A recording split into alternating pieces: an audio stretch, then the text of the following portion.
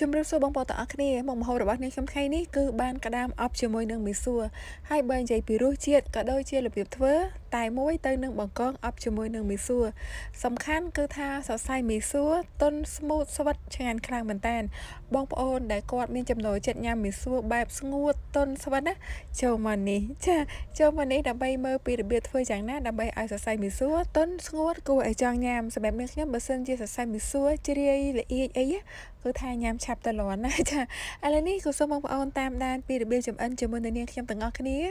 ថ្ងៃនេះគឺនាងខ្ញុំទិញបានក្តាមថ្ម3សម្បូរសាច់សម្បូរខ្លាញ់ច្រើនមែនតែនចាហើយក៏មានជាមួយនឹងគ្រឿងផ្សំបន្ថែម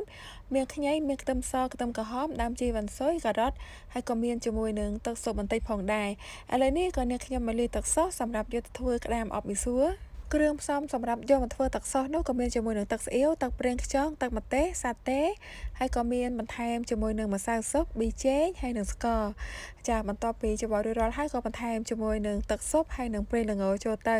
ចាដាក់គ្រឿងផ្សំទាំងអស់ចូលទៅច្របល់ឲ្យបានសព្វបន្ទាប់ពីច្របល់សព្វហើយក៏ត្រឡប់មកបុកជាមួយនឹងខ្ញីខ្ទឹមសខ្ទឹមក្រហមដាំជីវ៉ាន់ស៊ុយឲ្យបានម៉ត់ឥឡូវនេះគ្រឿងក្រៅទឹកស៊ុសខ្ទឹមសខ្ទឹមក្រហមខ្ញីក៏បានបុកមករួចរាល់ហើយក៏មកដាក់ខ្ទះដាក់ខ្លាញ់ហើយដាក់រំលីងខ្ញីដែលបានបុកមកហ្នឹងរំលីងឲ្យបានឈ្ងុយបន្ទាប់ពីរំលីងបានឈ្ងុយហើយក៏ចាក់ជាមួយនឹងក្តាមហើយនឹងការ៉ុតចូលទៅឆាត្រឡប់ឲ្យបានឆ្អិនចំពោះក្តាមបកងអប់មីសួរនេះបងប្អូនបើសិនបើជាយើងលាយទឹកស៊ុសរួចរាល់ហើយពេលដែលឆាគឺងាយមែនតើអត់ចាំបាច់បន្ថែមគ្រឿងផ្សំអ្វីទេចាគ្រាន់តែថាយើងឆាសាច់ឆាអីឆ្អិនអញ្ចឹងទៅចាក់ជាមួយនឹងទឹកស៊ុសចូលឆាត្រឡប់ហើយដាក់ជាមួយនឹងមីសួរត្រឡប់បានចូលជាតិហើយទន់ល្មើយនោះក៏យើងលើកចេញមកចាគឺថាងាយមែនតើឲ្យតែថាយើងធ្វើទឹកស៊ុសរួចរាល់អញ្ចឹងណាឥឡូវនេះបន្ទាប់ពីនាងខ្ញុំបានឆាសាច់ក្តាមបានឆ្អិនល្អហើយក៏ដាក់ជាមួយនឹងមីសួរចូលហើយចំពោះការដាក់មីសួរចូលនេះក៏យើងត្រូវប៉ាន់ប្រមាណមើលដែរចាប៉ាន់ប្រមាណមើលថាទឹកនៅក្នុងខ្ទះតិចឬច្រើនអញ្ចឹងណា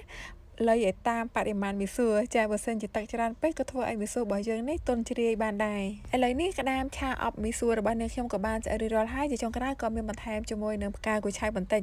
ចំពោះផ្កាកញ្ឆាយនេះបើសិនបើជាបងប្អូនអត់ចូលចិត្តញ៉ាំទេមិនបាច់ដាក់ក៏បានដែរចាបន្ទាប់ពីឆ្អិនរួចរាល់ហើយអត់មានត្រៀមអ្វីទៀតទេបងប្អូនគឺត្រៀមតែចានសម្រាប់ដាក់មីសួរឆានេះឯងចំពោះមីសួរឆាអប់ជាមួយនឹងបកងបកាក្តាមនេះបងប្អូនសម្រាប់នាងខ្ញុំឲ្យតែថាឆាឆ្អិនគឺសុំឲ្យច្រើនមីសួរនឹងឯងតែម្ដងចាគឺថាញ៉ាំជំនួសបាយតែម្ដងសាច់មីសួរឡើងទន់ហើយឡើងមានជាតិឲ្យតែថាបានលេខទឹកសោះដូចដែលនាងខ្ញុំបានបង្ហាញណាគឺថាសាច់មីសួរមានជាតិឆ្ងាញ់ខ្លាំងតែម្ដងឥឡូវនេះវីដេអូបង្ហាញរបស់នាងខ្ញុំក៏បានមកដល់ទីបញ្ចប់ហើយនាងខ្ញុំក៏សូមអរគុណបងប្អូនដែលបានតាមដានខ្សែវីដេអូមួយនេះពីដើមដល់ចប់ជាមួយនឹងនាងខ្ញុំបើសិនមកជាបងប្អូនពេញចិត្តការបង្ហាញរបស់នាងខ្ញុំសូមបងប្អូនជួយ follow like ហើយនិង share ចែករំលែកដើម្បីទទួលបាននូវវីដេអូថ្មី